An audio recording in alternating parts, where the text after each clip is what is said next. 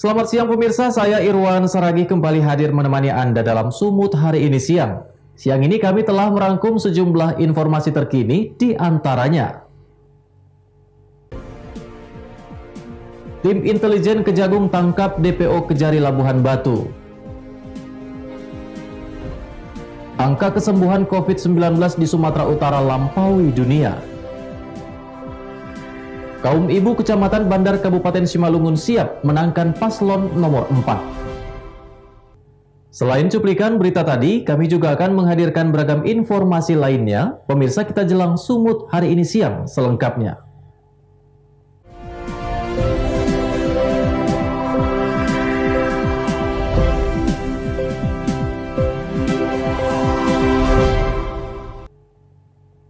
Kita ke informasi pertama pemirsa, tim intelijen Kejaksaan Agung dibantu tim Tabur Kejati Sumatera Utara menangkap buronan tersangka kasus dugaan tindak pidana korupsi pengelolaan anggaran dana desa Bulungihit 2018 hingga 2019. Tersangka ditetapkan sebagai DPO oleh Kejari Labuhan Batu sejak September 2020 lalu. Tersangka SP, Kepala Desa Bulungihit Marbau Labuhan Batu Utara yang menjadi buronan Kejari Labuhan Batu ditangkap tim intelijen Kejagung dan tim Tabur Kejati Sumatera Utara saat berada di persembunyiannya di Desa Siberida Batang Dangsal, Indragiri Hulu Riau. Tersangka ditetapkan sebagai buron karena nekat melarikan diri untuk menghindari panggilan sebagai tersangka di Kejari Labuhan Batu pada awal September 2020. Kepala Kejaksaan Negeri Labuhan Batu Kumaidi menjelaskan, SP buronan tersangka kasus tindak pidana korupsi anggaran dana desa Bulungihit yang merugikan keuangan negara mencapai 1 miliar rupiah ditangkap oleh tim gabungan intelijen Kejagung dan Tabur Kejatisu di persembunyiannya di Provinsi Riau. Guna proses penyidikan lebih lanjut, tersangka lalu diboyong ke Kejari Labuhan Batu oleh penyidik bidang pidana khusus dan intelijen Kejari Labuhan Batu untuk dimintai keterangannya sebagai tersangka. Dengan sebelumnya dilakukan rapid test oleh tim medis dengan hasil non-reaktif COVID-19. Tersangka Sarpin yang disangkakan melakukan tindak pidana korupsi dana desa di Desa Bulungihit, Kabupaten Labuhan Batu Utara pada hari Senin jam sekitar 17.30 berhasil ditangkap oleh tim Intel Kejaksaan Agung dibantu oleh Kejaksaan Tinggi Sumatera Utara. Kemudian perlu kami jelaskan bahwa dia ditangkap di Desa Siberida, di Desa Siberida di Kabupaten Indragiri Hulu Riau.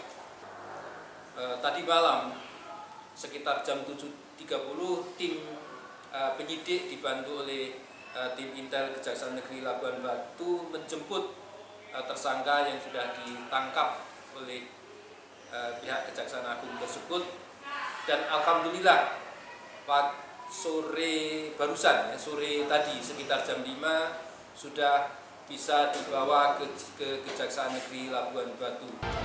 Tersangka dijerat pasal 2 dan 3 Undang-Undang Tindak Pidana Korupsi dengan ancaman minimal 4 tahun penjara, dan untuk 20 hari ke depan tersangka akan dititipkan di sel tahanan Polres Labuhan Batu sebelum masuk proses penuntutan di persidangan.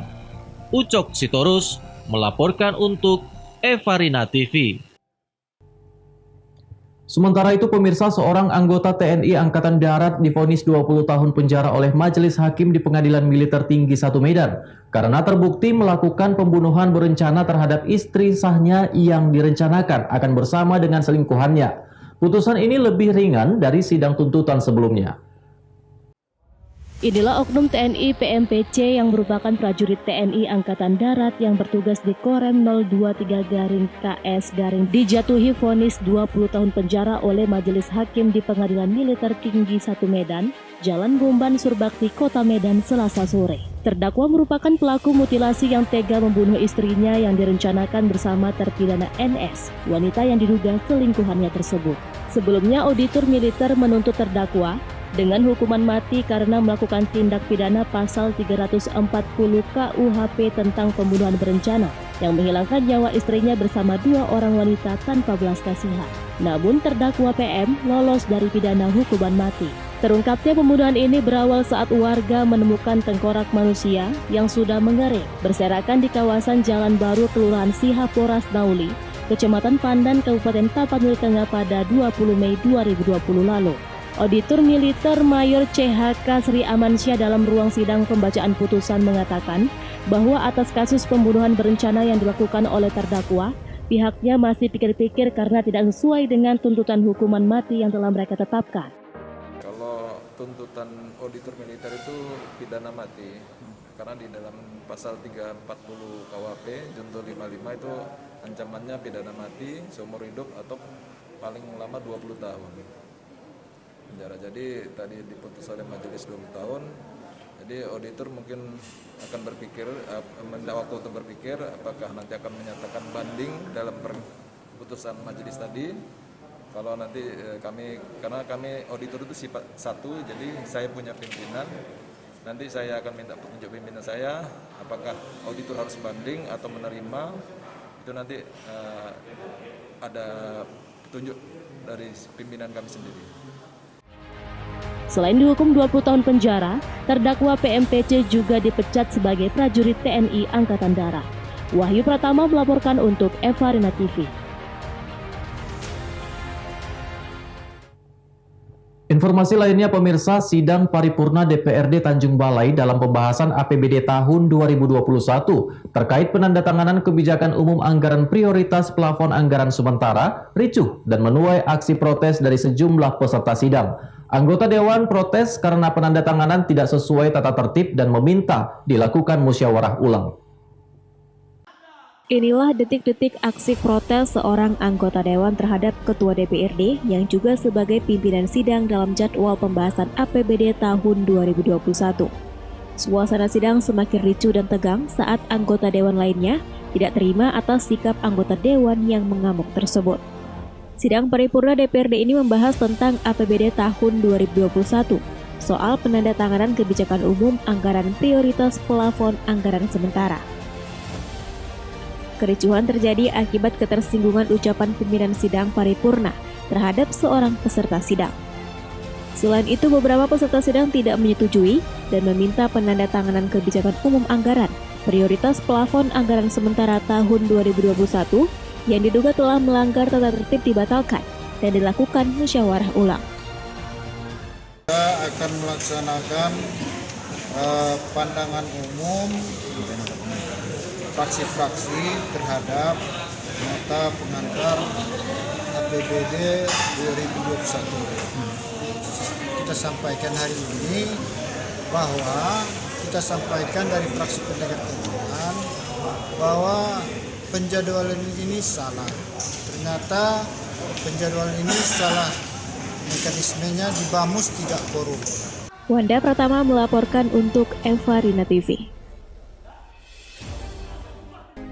Angka kesembuhan COVID-19 di Sumatera Utara lampaui dunia, beritanya akan hadir sesaat lagi.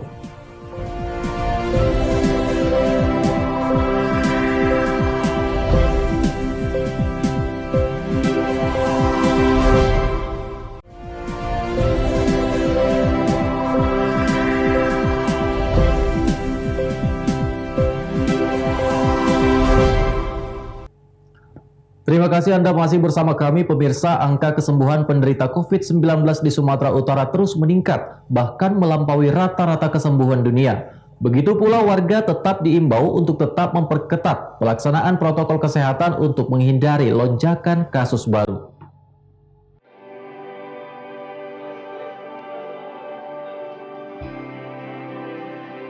Satuan Tugas Penanganan COVID-19 Sumatera Utara mencatat angka kesembuhan penderita COVID-19 per 22 November 2020 mencapai 82,45%. Angka ini meningkat 0,61 poin dibanding posisi pekan sebelumnya pada level 82,84%. Melalui update data mingguan COVID-19, Jubir Satgas Penanganan COVID-19 Sumatera Utara Wiko Irwan menyebut angka kesembuhan tersebut sudah jauh melampaui angka kesembuhan dunia sebesar 69,22% dan terus mendekati angka kesembuhan nasional yang mencapai 84%.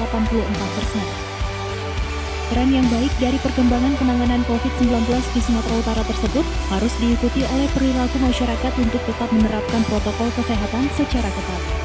Satgas Penanganan COVID-19 terus mengingatkan masyarakat menerapkan protokol kesehatan dengan menjalankan 3M, yakni menggunakan masker, menjaga jarak, serta mencuci tangan dengan air dan sabun. Satgas juga meminta kepada kepala daerah di kabupaten kota untuk terus meningkatkan penerapan protokol kesehatan di wilayahnya masing-masing. Saat ini kita berada pada minggu keempat bulan November tahun 2020. Perkembangan COVID-19 di Sumatera Utara sampai saat ini masih menunjukkan tren yang baik. Hal ini berdasarkan pantauan data sebaran COVID-19 Sumatera Utara dalam 2 minggu terakhir. Angka penderita COVID positif yang baru selalu berkejaran dengan penderita COVID positif yang sembuh dengan rentang selisih yang relatif stabil. Angka kesembuhan Sumatera Utara tertanggal 22 November 2020 sebesar 82,45%, meningkat 0,61 poin dibandingkan minggu sebelumnya 81,84%. Angka kesembuhan ini terus mendekati angka kesembuhan COVID-19 tingkat nasional yang sebesar 84% dan jauh melampaui angka kesembuhan dunia sebesar 69,22% di hari yang sama. Angka kematian diperoleh sebesar 3,99% atau semakin menurun 0,05 poin dibandingkan minggu sebelumnya 4,04%. Adapun akumulasi kasus konfirmasi positif COVID-19 di Sumatera Utara hingga 23 November 2020 mencapai 14.988 penderita. Pasien sembuh sebanyak 12.369 orang dan meninggal dunia sebanyak 595 orang. Daniel Petuali melaporkan untuk Evarina TV. Pemirsa, setelah hampir 9 bulan lamanya tidak melakukan aktivitas belajar mengajar di sekolah akibat COVID-19, kini pelajar tingkat SMP di Kota Tebing Tinggi mulai melakukan uji coba tatap muka dalam belajar mengajar. Dalam menghadapi adaptasi kebiasaan baru, salah satu sekolah menengah pertama di Kota Tebing Tinggi mulai melakukan uji coba belajar secara tatap muka dengan memenuhi protokol kesehatan yang ada. Sebelum siswa memasuki area sekolah dan ke dalam kelas, siswa dan juga guru diwajibkan untuk mencuci tangan dan wajib menggunakan masker. Di dalam ruangan juga dilakukan jaga jarak antara siswa yang satu dengan lainnya, serta jumlah siswa hanya diperbolehkan setengah dari biasanya. Salah seorang siswa mengatakan setelah 2 hari melakukan uji coba tatap muka, ia merasa senang. Sebelumnya dalam belajar daring di rumah, ada kesulitan untuk bertanya kepada guru. Dalam tatap muka, ia lebih mudah memahami pelajaran. Masuk tatap muka ini? Dua kali. 2 kali. Gimana perasaanmu sekarang? Senang. Senang? Iya. Sebelumnya? Sebelumnya di rumah aja belajarnya. Secara apa? Secara daring. Gimana? Sulit daring atau tatap muka? Daring. Kenapa? Karena kalau misalnya kurang jelas gitu, yang dikasih guru, ya nanya gitu. Oke. Artinya lebih nyaman tatap muka ya? Iya.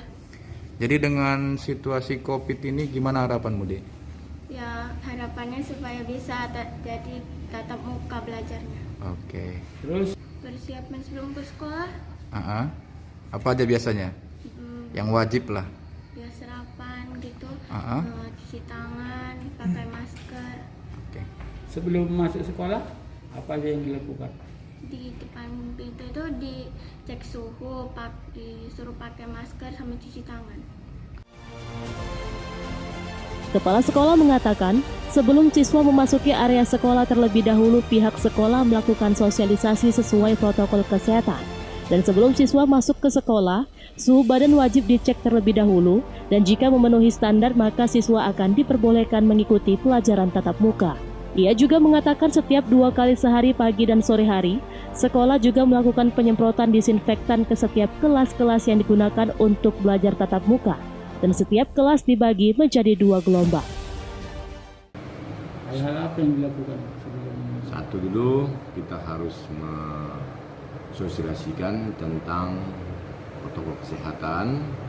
Baru kalau kita misalnya datang ke sekolah, langsung dia dites suhu badan, cuci tangan, baru langsung masuk ke kelas, tetap kita jaga jarak. Dan lingkungan sekolah tetap disemprot pagi dan sore, paling sedikit 1 hari. Belum ada kendala, semuanya berjalan lancar-lancar saja. Orang tua pun belum ada yang komplain, semuanya orang tua masih mendukung. Anak-anak sendiri antusias nggak ini Bang dengan adanya tatap muka ini? Anak-anak pun nampaknya semakin semangat adanya tatap muka ini, biarpun dilaksanakan bisa dikatakan dalam 1 kali atau 2 kali dia dalam 1 minggu. Dalam ruangan sistemnya? Dalam ruangan duduknya secara zigzag, jumlahnya paling banyak 18 orang per ruangan. Uji coba ini akan berlangsung hingga bulan Desember 2020 dan akan efektif belajar tatap muka pada awal tahun 2021 mendatang. Alex Garingging melaporkan untuk Eva Arena TV.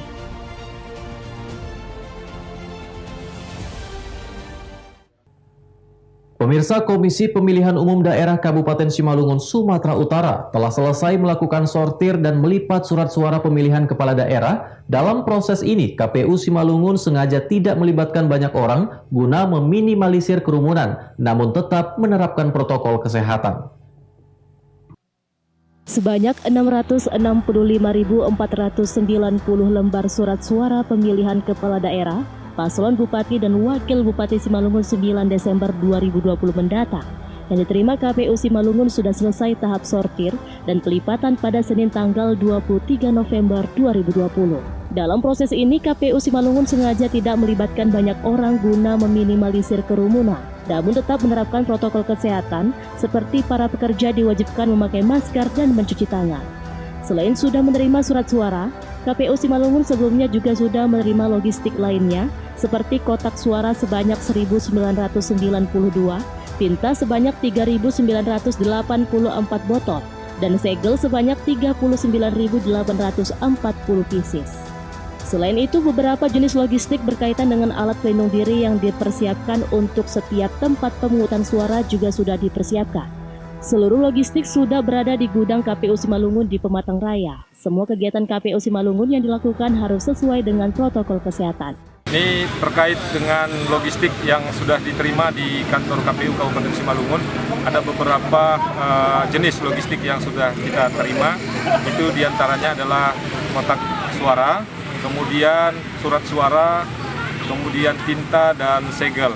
Nah, ini sudah kita tempatkan di gudang KPU dan juga ada beberapa jenis logistik ini berkaitan dengan APD yang kita persiapkan di masing-masing TPS untuk pencegahan COVID.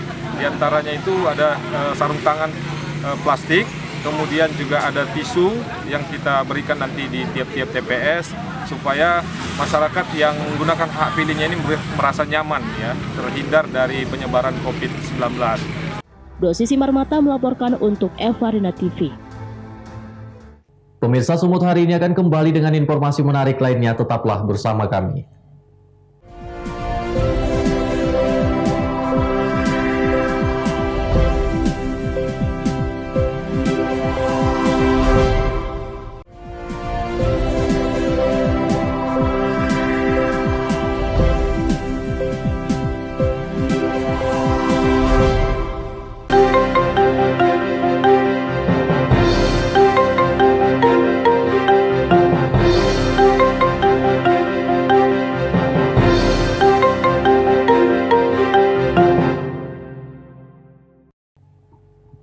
Terima kasih Anda masih bersama kami, pemirsa. Demi meningkatkan perekonomian masyarakat di tingkat desa, kaum ibu di Nagori Perlanaan dan Sidotani, Kecamatan Bandar, Simalungun, Sumatera Utara, siap memenangkan pasangan calon bupati dan wakil bupati nomor urut 4.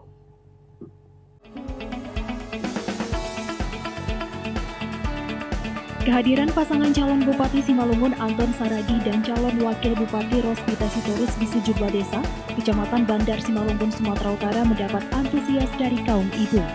Dari 4 pasangan calon yang maju di Pilkada Simalungun, mereka siap berjuang memenangkan pasangan calon nomor urut 4 dengan harapan dapat memperbaiki perekonomian masyarakat mulai dari tingkat desa.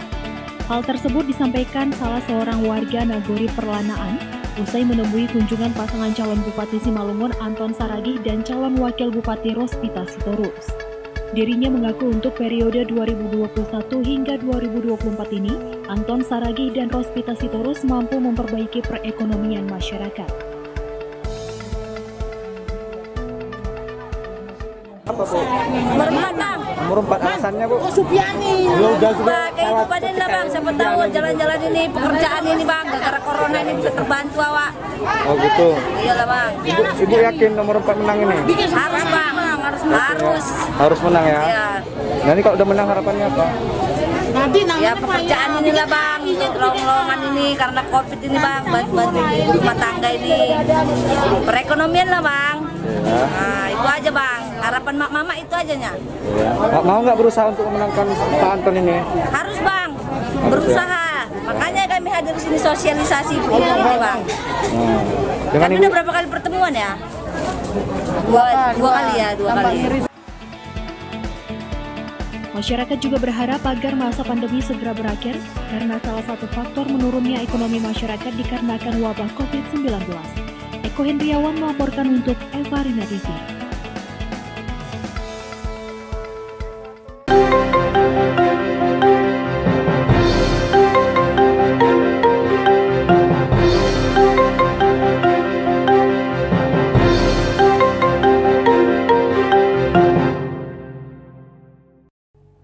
Pemirsa, seekor gajah Sumatera betina yang dievakuasi oleh warga bulan Juli lalu mati akibat penyakit komplikasi pada beberapa organ di dalam tubuhnya. Gajah bernama Novita ini mati di pusat latihan Gajah Sebanga Kabupaten Bengkalis setelah kesehatannya terus menurun pasca dievakuasi tim Balai Besar Konservasi Sumber Daya Alam Riau.